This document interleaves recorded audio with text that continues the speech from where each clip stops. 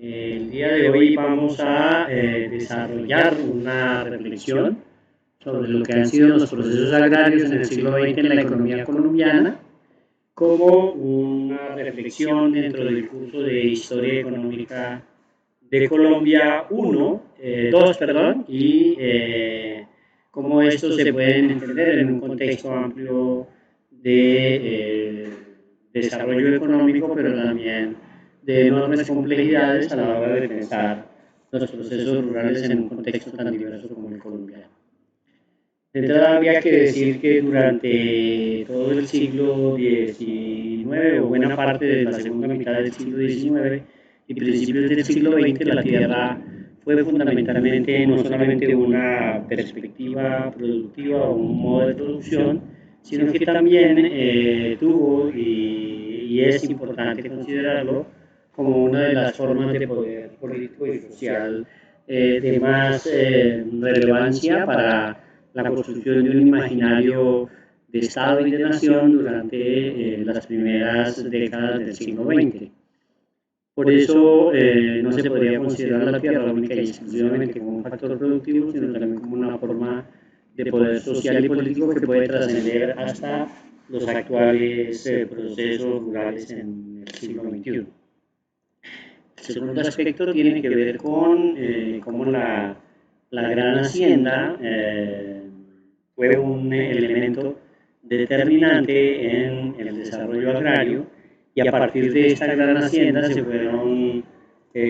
consolidando formas en las que la concentración de la tierra se dio como se naturalizó o se dio como un proceso común dentro del contexto colombiano sin cuestionar su origen o los procesos que eso implicaba. También, asimismo, algunas concesiones de tierra, como se podrán ver, muy amplias, fundamentalmente en la idea de que el Estado cedía derechos sobre la tierra a personas, a individuos o a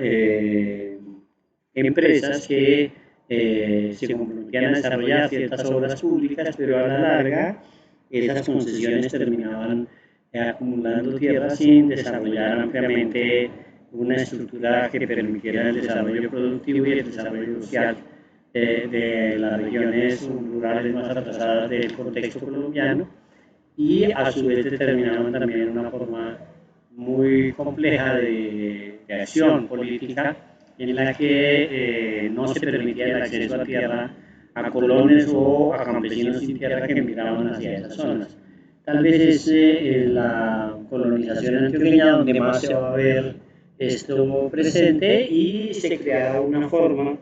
donde el Estado, en lugar de distribuir la tierra que está acumulada en pocas manos, permitirá, digamos, que se haga una expansión de la frontera agraria hacia nuevos territorios, que se repetirá cíclicamente durante muchos procesos en los que, más que cumplir el Estado unos procesos de transformación y de acceso equitativo a la tierra, lo que va a haber es una colonización de lo que serían baldíos de la nación o territorios de la nación que no fueron ampliamente integrados en el contexto de lo que sería la jurisdicción estatal, como lo han planteado algunos autores. En Colombia tendríamos más territorio que Estado, y por ese motivo los procesos de ampliación del contexto de la frontera agraria se dan sobre zonas de colonización que después también serán los lugares para una serie de economías legítimas pero ilegales que funcionarán a la par del contexto de una sociedad colombiana, digamos, en una agricultura en pocas manos. Y el cuarto aspecto para tomar en cuenta es cómo el café da un sentido distinto a la estructura agraria, permite el acceso de ingresos a un sector muy importante de campesinos que históricamente habían tenido relaciones precapitalistas de producción, y también determinará de alguna manera una nueva perspectiva para distinguir lo que es la producción de la comercialización, entendiendo que los grandes terratenientes asumirán la comercialización, y la producción, que tiene mayor riesgo, será dejada a los pequeños agricultores que desde distintas maneras o de distintas formas asumirán el café como un proceso social y político importante y fundamental para el desarrollo en las primeras décadas del siglo XX. En la primera mitad del siglo XX ya el problema de tierra era un problema muy complejo en términos de su tratamiento. Van a aparecer luchas agrarias de campesinos que reclamarán la tierra, aparecerán las luchas indígenas fundamentalmente en el suroccidente lideradas por Quintín Lamena y Rosa de Sánchez para superar el pago del terraje, que era una forma no salarial de uso de la tierra, donde terratenientes y parte de la élite se había apropiado de predios de comunidades indígenas y ahora estas tenían que pagarle terraje para poder, digamos, cultivar allí. El levantamiento indígena lo que va a hacer es un poco poner de relieve la necesidad de superar estas formas, digamos, de exclusión y de marginalidad, pero también de usurpación de la tierra que se habían visto algunos de los resguardos indígenas de origen colonial que existían aún en el suroccidente. En ese sentido es muy importante ubicar cómo estos elementos trataron de ser resueltos por los gobiernos liberales, fundamentalmente el gobierno liberal de la Revolución en Marcha de López Pumarejo, quien promulgará la Ley 200 de 1936 con el objetivo de dar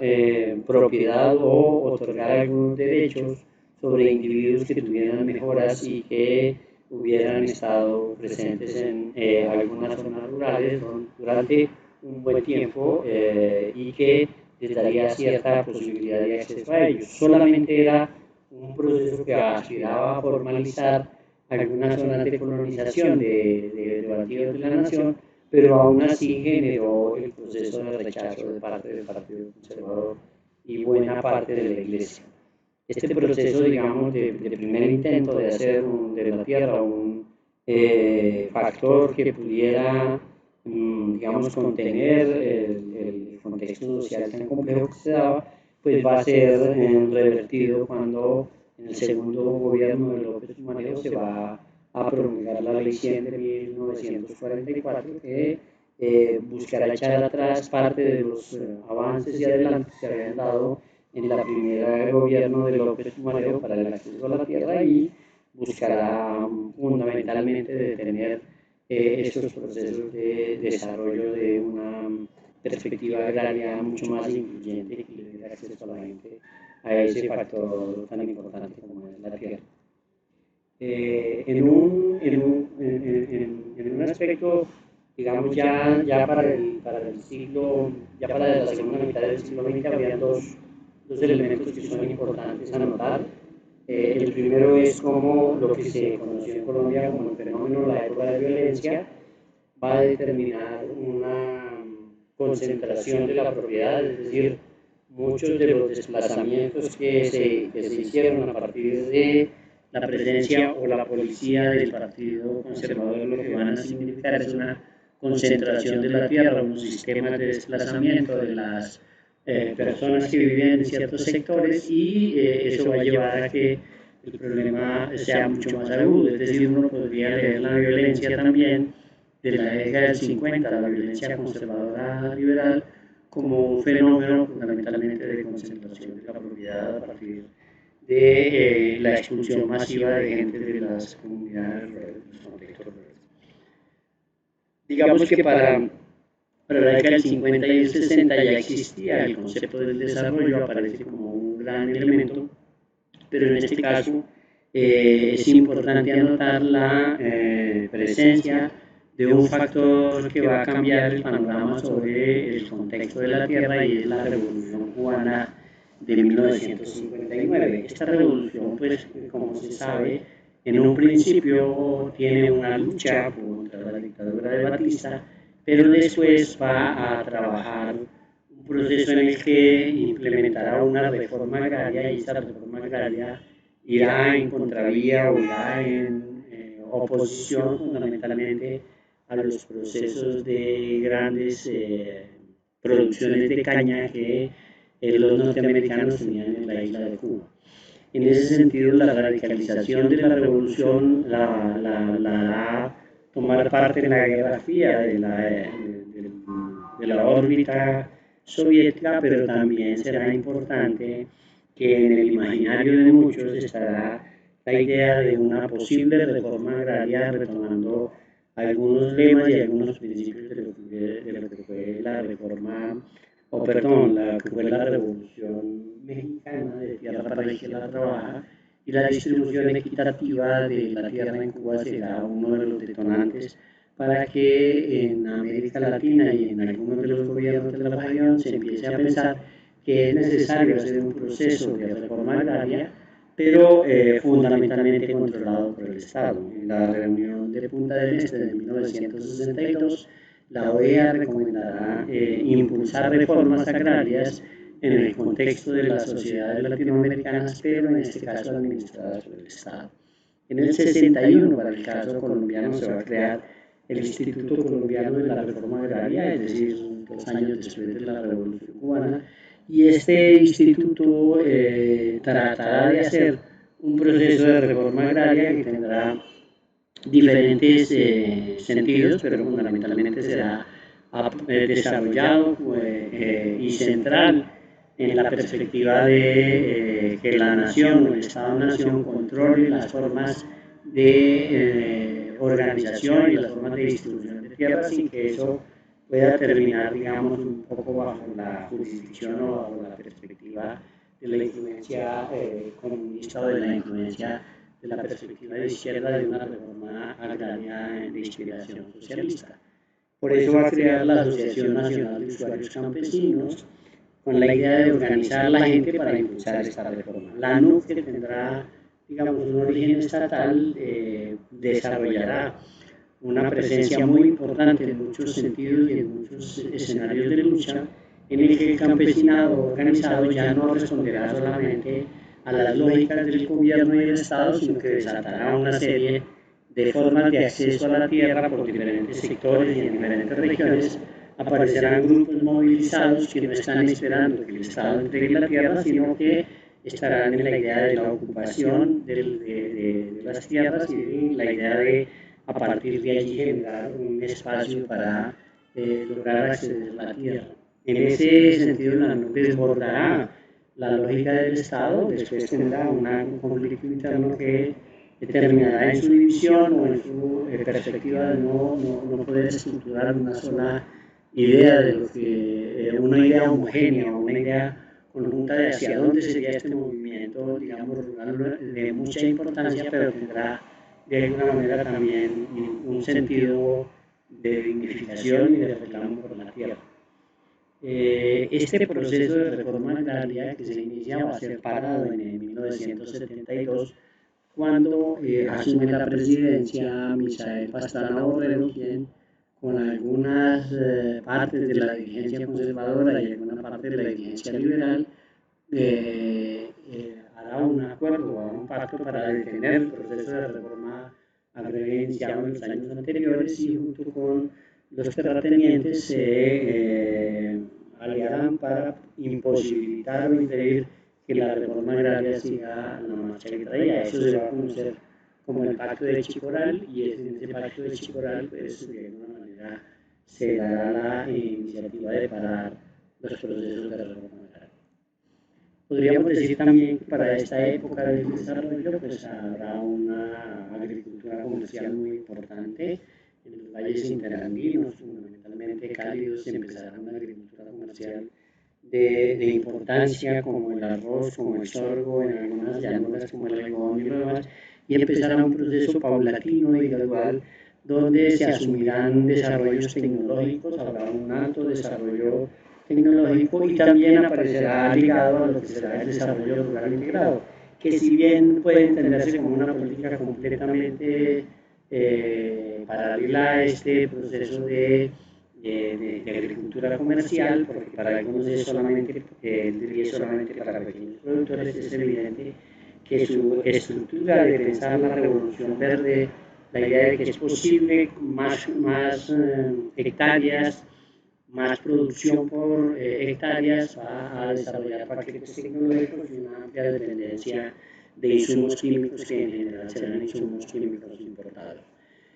Es importante afirmar también que a pesar de que en algunos sectores empiezan a haber procesos de desarrollo muy valiosos e importantes en la perspectiva de una agricultura comercial e industrial, la ganadería será uno de los sectores en los que más difícilmente se incorporarán adelantos técnicos y seguirá siendo una ganadería extensiva de latifundio que de alguna manera perpetuará una forma en la que la tierra seguirá siendo la estructura más importante en la perspectiva de el poder económico y el poder social.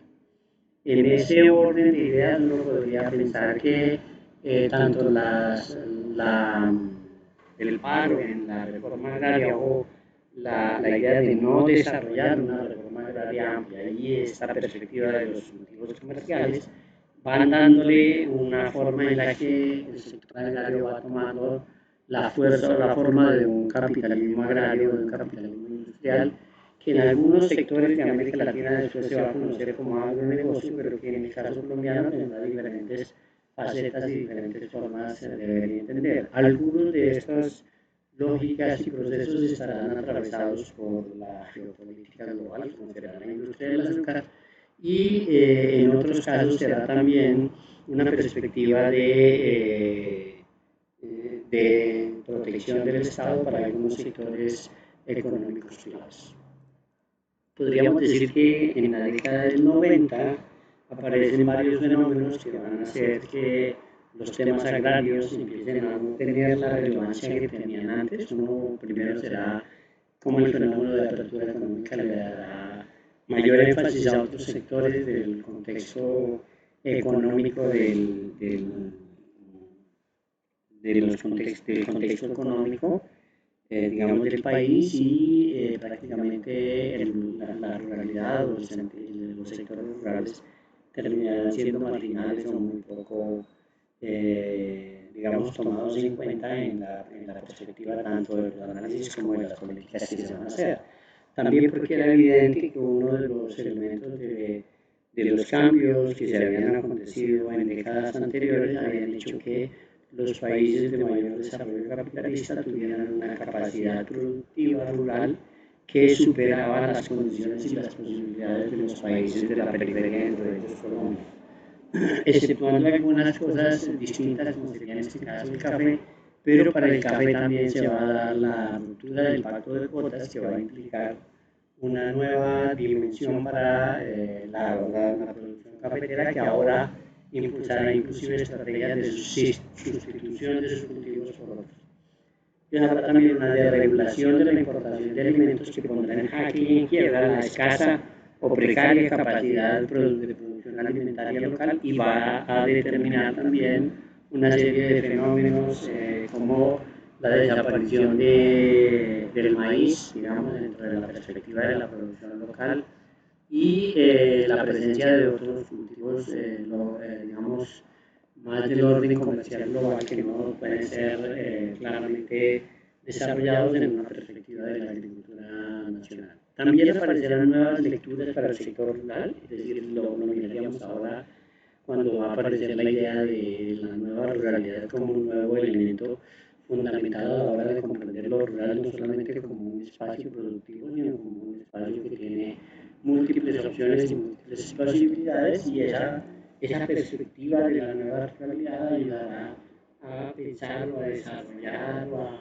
a generar espacios más amplios para volver a retomar los sectores rurales. Y también, pues de alguna manera en la década del 90 estará claro que en muchas de las políticas de la nación y de las políticas de la apertura hay un desinterés de los problemas agrarios que también se va a reflejar en el ámbito académico, que abandonará estas preocupaciones que en la década del 60 y 70 fueron muy importantes sobre la reforma agraria, la descampesinización o la pérdida de vigencia del campesinado, descampesinización de los sectores rurales, pero que ya en los 90 no tendrán mayor relevancia. En ese sentido, uno de los elementos que van a irrumpir de manera importante en el contexto, digamos, de la década de los 90 fue el concepto de la nueva ruralidad. No es un concepto que haya surgido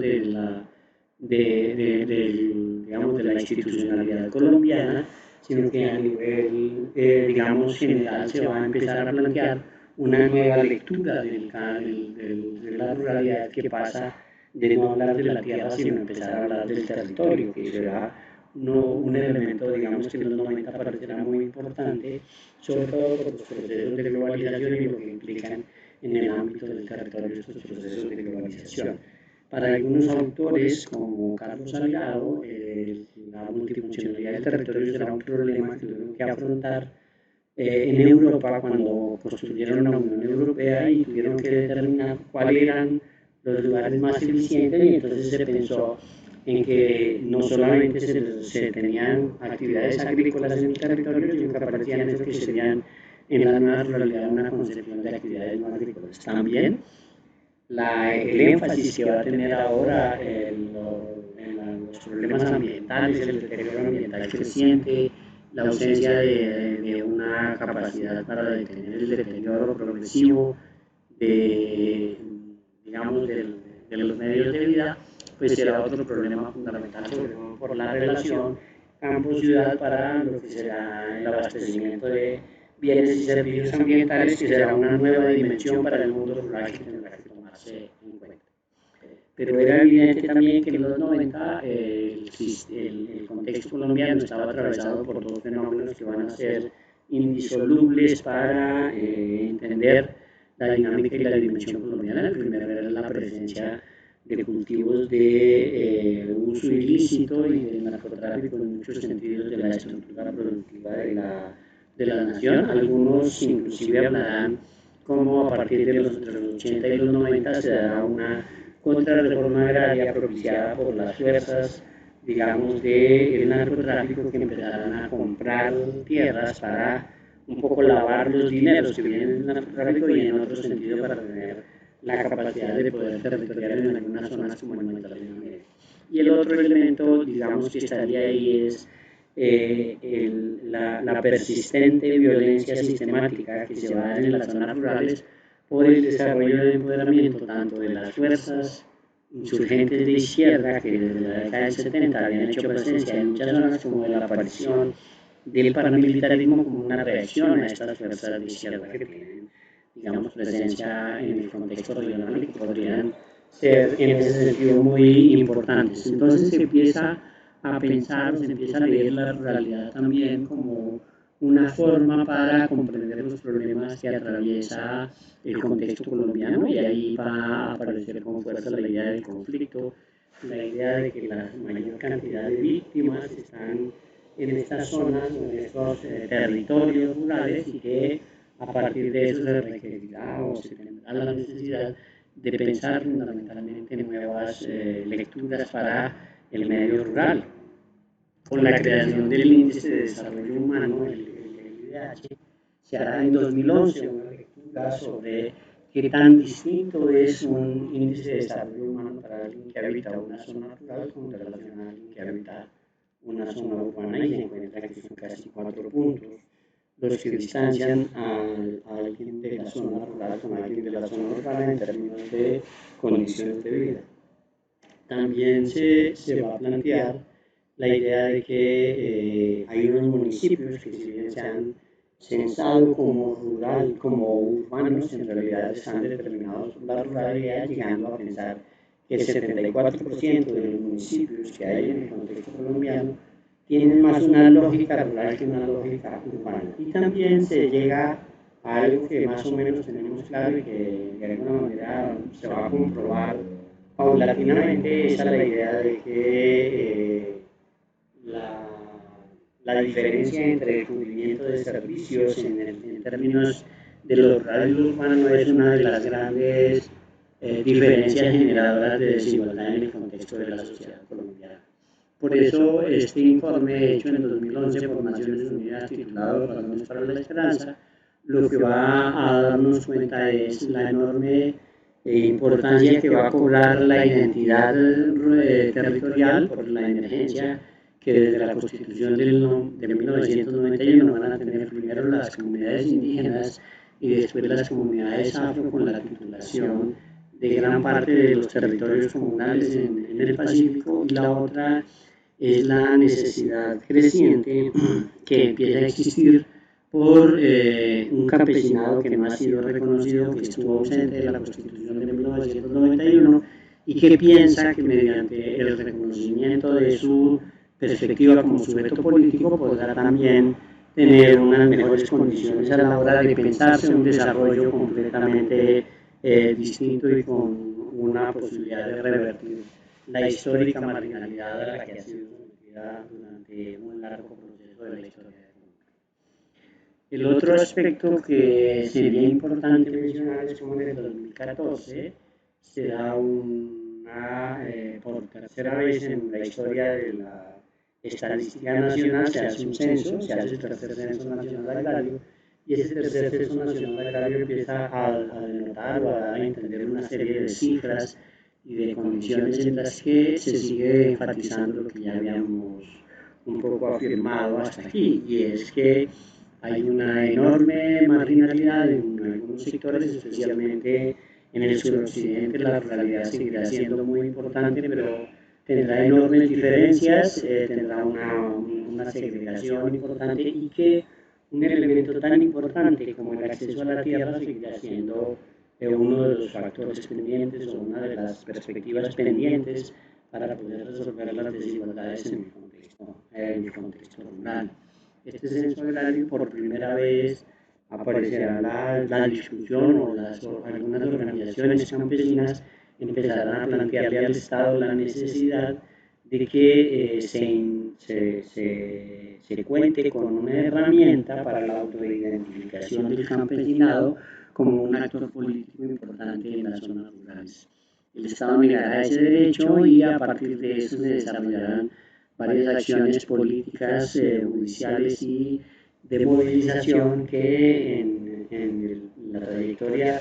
del presente año darán como resultado el reconocimiento del campesino como sujeto de derechos en la Constitución Política Colombiana. Y el otro elemento, el último, para poder concluir, será la forma en cómo en el proceso de negociación entre lo que fue la extinta guerrilla de las FARC y el Estado colombiano, se determinó que uno de los puntos fundamentales de la existencia del conflicto estaba en una inequitativa estructura agraria colombiana y la necesidad de cambiar y revertir eso mediante una política de desarrollo integral. Es en esta política de desarrollo rural integral se van a desarrollar varios procesos. El primero es la idea de efectivamente hacer una reforma agraria que le dé tierra a la gente, es decir, el acceso al uso de la tierra en condiciones importantes, pensar en procesos de desarrollo con enfoque territorial, es decir, que se construyan planes de desarrollo en los que el territorio sea pensado de una manera integral, con perspectivas culturales, con perspectivas simbólicas, y también con la idea de que ahí se puedan materializar procesos de gestión, digamos, de una economía campesina que tenga de alguna manera una perspectiva distinta, con una concepción de que ahí hay unas formas diferentes de hacer la vida posible que no estuvieron nunca entendidas plenamente por las lógicas del desarrollo convencional. También en términos de infraestructura se llega a la necesidad de pensar que hay la necesidad de hacer vías terciarias, sistemas de electrificación y riego, y en el caso del desarrollo social, como tener un mayor cubrimiento en salud y educación, y algunas estructuras para el mejoramiento de las condiciones de vida. Digamos que con este panorama se podría dar una mirada panorámica de lo que han sido los problemas agrarios, tanto en el siglo XX como lo que llevamos corrido del siglo XXI, entendiendo que hay muchos elementos en esta visión panorámica que se necesitarían profundizar y dejar en claro para tener una mayor capacidad analítica de lo que ha sido la ruralidad en el caso colombiano. Muchas gracias.